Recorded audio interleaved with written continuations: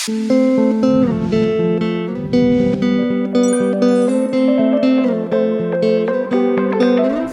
kembali lagi bersama saya di Papua with Dr. Jen. Di episode kali ini kita kedatangan tamu yang sangat terhormat, yaitu Pak Louis, yang merupakan direktur di salah satu perusahaan swasta perkebunan kelapa sawit, yaitu TSE Group.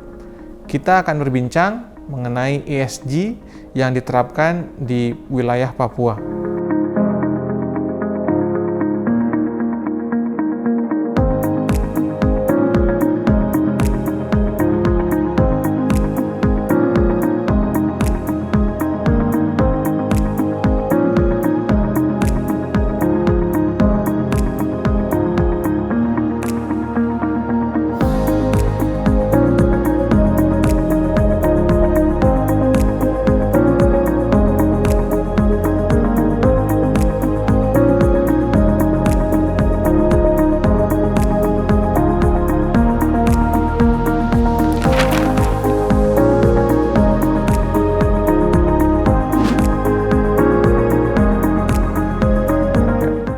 Baik, selamat siang Pak Louis. Selamat siang, Pak Jen. Pak Louis merupakan salah satu tokoh penting di TSE Group dan juga salah satu anak asli Papua yang berhasil bekerja di perusahaan skala internasional. Dalam hal ini kita akan membahas mengenai ESG, yaitu program sustainability dari dunia, tentang bagaimana kita bisa mengolah sumber daya yang ada menjadi sumber daya yang keberlanjutan. Ya, mungkin yang mungkin bisa dijelaskan, Pak Louis bisa menjelaskan apa itu ESG bagi TSE Group. Terima kasih, Pak Jen. Saya merasa terhormat karena bisa hadir bersama-sama dengan Pak Jen saat ini. Iya, kita semua sepakat bahwa saat ini konsep ESG atau Environmental, Social, dan Governance itu bukan saja menjadi tren bagi semua perusahaan yang beroperasi, namun itu kini menjadi kebutuhan yang sangat penting bagi kita semua. Kenapa penting? Karena semua perusahaan saat ini mulai merancangkan bisnis dalam jangka panjang. Tapi juga semua kita melakukan hal itu untuk menjawab kebutuhan dunia saat ini. Kita tahu kebutuhan dunia saat ini yaitu pembangunan ekonomi yang berwawasan lingkungan, atau kita sering sebut dengan atau kenal dengan ekonomi hijau begitu ya, yang tentu lebih bertanggung jawab. Itu yang pertama. Dan karena itu bagi kami PT Tuna Sawah Erma yang ya kurang lebih 26 tahun, sejak 1996 kami beroperasi di Papua Selatan, kami tidak ingin menjadi pemain lokal saja, begitu Pak Jen. Kami ingin beranjak juga bahkan setara dengan pemain-pemain global atau perusahaan-perusahaan global. Karena itu kemudian kami mengeluarkan komitmen yang kuat bagaimana dasar kami, cara kami memandang bisnis ini dikaitkan dengan konsep ESG tersebut, begitu. Jadi ini tentu lahir dari kesadaran yang tinggi dari perusahaan kami, supaya kami bisa mengelola bisnis walaupun nun jauh di Papua sana, tapi kami bisa mengelola bisnis itu secara lebih bertanggung jawab, tetapi juga berkesinambungan atau berkelanjutan. Jadi itu di sisi lain, tapi hal berikut adalah dengan kita menerapkan ESG ini menjadi semacam alat ukur komitmen yang kami sudah dan sementara terapkan. Saat ini TSE sendiri sudah seberapa jauh menerapkan ESG dalam bisnisnya di Papua? Ya, jadi begini, Dr. Jen, kami saat ini sudah punya, katakanlah boleh dikatakan kami sudah punya roadmap begitu melaksanakan ESG. Jadi saya ingin cerita mulainya dari yang pertama, kami tahun 2016 kami itu atau awal 2017 kami mengeluarkan apa yang disebut dengan stop work order. Ini semua bagian atau tahapan dari implementasi ESG tersebut. Kami memastikan sejak tahun 2017 awal itu bahwa kami ingin menghentikan semua pembukaan lahan. Ini khusus kita bicara soal sawit ya, core bisnis kami di semua areal perusahaan kami. Gunanya supaya apa? Kami kemudian melakukan asesmen khusus terkait bagaimana sebaiknya kami membangun atau di mana saja areal yang bisa kami bangun begitu. Jadi apa yang kami sebut dengan go and no go area. Jadi kami melakukan asesmen HCV. HCV itu High Conservation Value Area, dan juga kami melakukan asesmen High Carbon Stock. Itu yang pertama. Tahun 2017 awal. Kemudian tahun 2019 kami melangkah ke depan sedikit, kemudian kami mengumumkan kebijakan yang disebut dengan NDPA. NDPA itu apa? Itu kebijakan no deforestasi, no pit. No deforestasi itu berarti kami tidak akan membangun kebun di area yang area yang ya tentu dilarang begitu. Yang kedua, kami tidak membangun kebun di area bergambut. Dan kemudian yang E-nya itu adalah no eksploitasi. Kami berkomitmen dalam proses pembangunan atau jalannya bisnis kami tidak akan melakukan proses atau kegiatan yang sifatnya eksploitatif, baik terhadap masyarakat, tetapi juga kepada tenaga kerja kami. Itu tahun 2019. Nah, tahun 2020 kami kemudian naik lagi selangkah. Kami buat apa yang disebut dengan piagam ESG. Kami narik itu kepada bisnis yang lebih luas dan lebih detail. Kami buat standar agar semua pihak mengerti apa yang harus kita lakukan bersama menuju keberlanjutan. Nah, baru tahun 2021 atau tahun kemarin itu kami kemudian menyusun kebijakan yang rigid, dan kami mengenerate beberapa sistem baik lokal maupun internasional terkait dengan keberlanjutan. Kami buat apa yang disebut dengan TSE, Comprehensive ESG Standard. Ada beberapa standar yang kami buat, kami combine sedemikian rupa supaya menjadi alat ukur implementasi bisnis kami ke depan. Antara lain saya bisa sebut ISPO, RSPO, ISCC, dan tentu SDG. Begitu.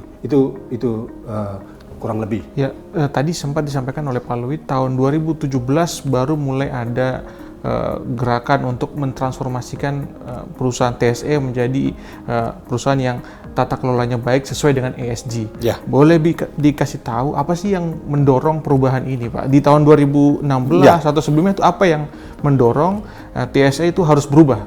Gitu. Oke. Ya, tadi saya sebutkan di awal, Pak Jen, bahwa dunia berubah. Pasar berubah, dan semua orang berubah. Kita perlu menyesuaikan diri dengan tuntutan pasar, begitu. Jadi di sisi lain, tadi saya sebutkan bahwa kami ingin juga tampil sebagai pemain global. Kalau kami ingin jadi pemain yang berkiprah di tingkat internasional, maka kami perlu menyesuaikan diri dengan praktek-praktek bisnis yang ada di luar sana.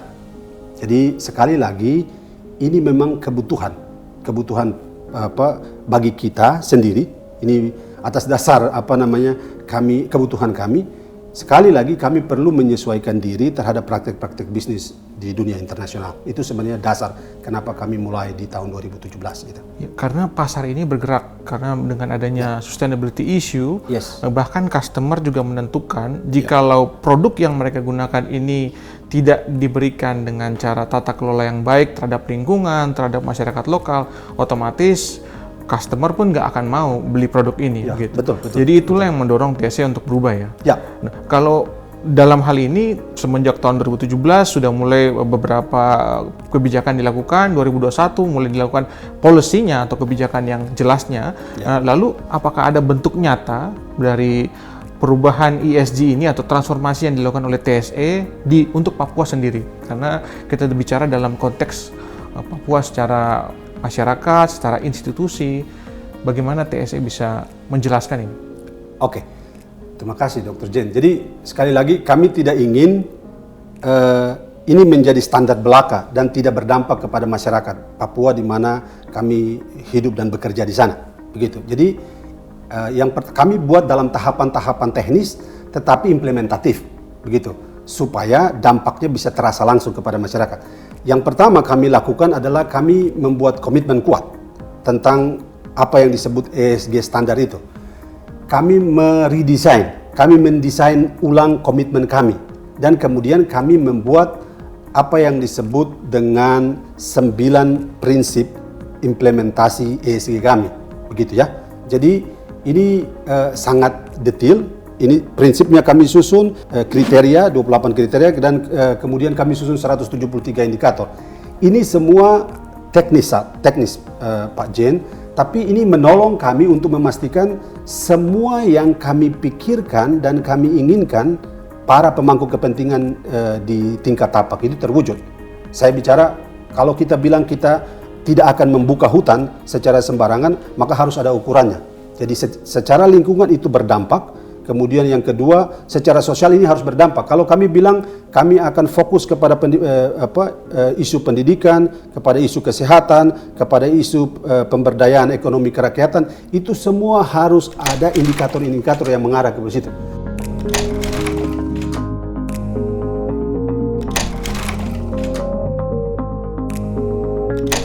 Apa yang saya sebutkan tadi itu semua kami lakukan supaya di lapangan itu terwujud. Jadi kalau Pak Jen tanya apa dampak yang nyata, hampir semua itu kemudian terwujud karena kekuatan dari komitmen itu. Gitu. Apakah ada bentuk fisiknya, Pak? Karena masyarakat sendiri, jika kita bicara tentang Papua, kita punya ada keterbelakangan dalam hal konteks teknologi dan sebagainya. Sebelumnya disampaikan bahwa ini sudah terpapar nyata dan itu semua tersedia, namun masyarakat sendiri hanya melihat bentuk fisik. Betul. Jadi apakah ada bentuk fisik yang nyata yang sudah dilakukan oleh TSE Group di Papua khususnya? Ya, terima kasih. Jadi saya cerita sedikit ya. Dulu 26 tahun yang lalu kami datang ke kota kecil atau katakanlah desa yang sangat kecil namanya Asiki. Di situ tidak ada apa-apa. Tidak ada apa-apa. Itu hanya sebuah desa kecil di samping atau di tepi Sungai Digul. Tidak ada infrastruktur dasar, jalan, jembatan, sungai, perumahan, listrik, sama sekali tidak ada. Dan kemudian yang kedua, tidak ada sumber daya manusia. Karena itu kehadiran kami pertama adalah kami menyiapkan infrastruktur dasar. Kami membangun infrastruktur dasar supaya kami bisa bekerja. Nah, jadi kalau Pak Jen tanya apa dampak kehadiran kami, tentu ya saya bisa tunjukkan banyak hal. Kalau dulu kita dari ibu kota Merauke ke area Asike kami itu mungkin butuh 1 hari sampai 2 hari perjalanan, sekarang hanya perlu 5 jam. Itu salah satu dampak kehadiran kami.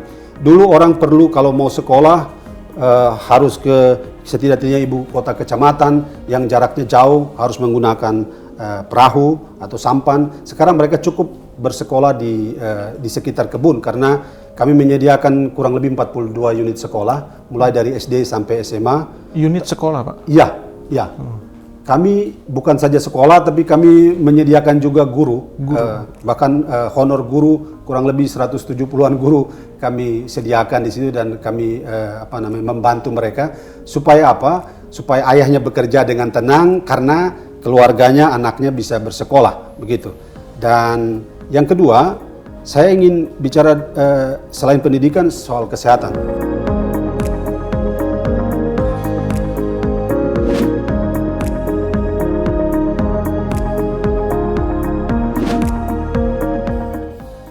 Saya sedih kalau kita melihat angka kematian bayi di Papua itu begitu tinggi, begitu ya. Itulah kenapa di area kami buat satu rumah sakit besar. Yang kedua adalah kami membangun 7 klinik.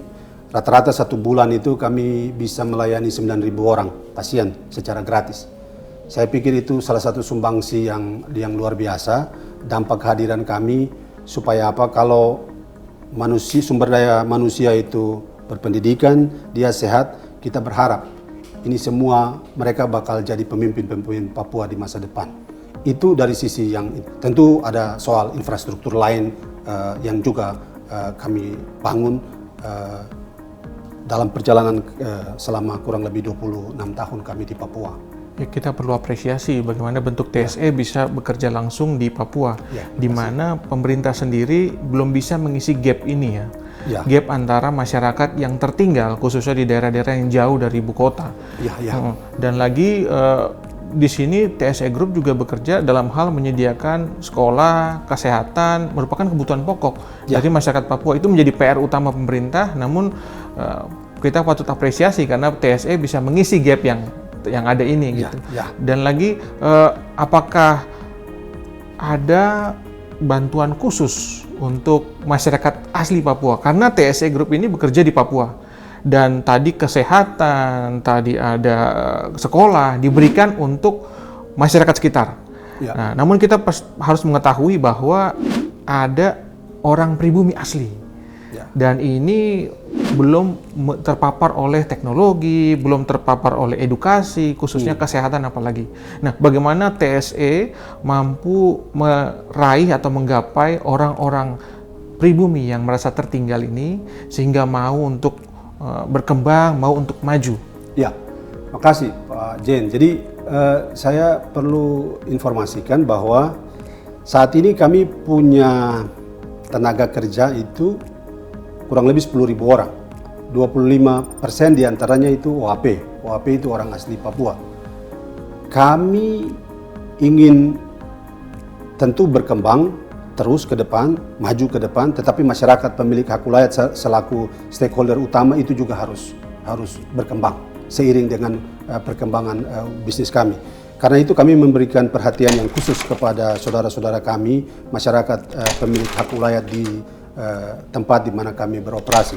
Banyak program yang kami dedikasikan khusus untuk mereka. Tadi saya sebutkan pendidikan, kemudian kesehatan, tetapi hal lain kami memberikan prioritas bagi mereka. Sehingga saat ini kalau kita atau Pak Jen berkesempatan ke kebun kami, bisa dilihat ada beberapa anak-anak Papua asli yang dengan bangga saya bisa katakan mereka sudah menduduki jabatan yang tinggi sebagai manajer kebun. Dan bukankah itu bagian dari kita mendorong supaya saudara-saudara kita, masyarakat kita, orang asli Papua tampil menjadi tuan di negeri sendiri, begitu. Betul. Dan lagi kalau kita bicara mengenai Papua, ketertinggalan ini masih menjadi PR utama. Dan itu bagaimana Pak Louis sendiri berhasil bergerak dari OAP, Pak Louis sendiri asli Papua, kemudian sekarang bisa di posisi sebagai salah satu pemegang posisi penting dalam TSE ini. Bagaimana progresnya Pak Louis sendiri? Kita sebagai OAP yang pertama tentu kerja keras. Tidak ada perusahaan yang akan menerima orang yang tidak bekerja keras. Betul. Terkait dengan tadi etos kerja yang Pak Louis sampaikan, bahwa kejujuran itu merupakan salah satu tolok ukur yang penting dalam sebuah etos kerja. Jadi kami letakkan itu di website kami supaya para pihak atau para pemangku kepentingan itu bisa mengakses. Papua merupakan surga kecil yang jatuh di bumi. Namun saya ingin sampaikan bahwa Papua juga merupakan raksasa yang sedang tertidur.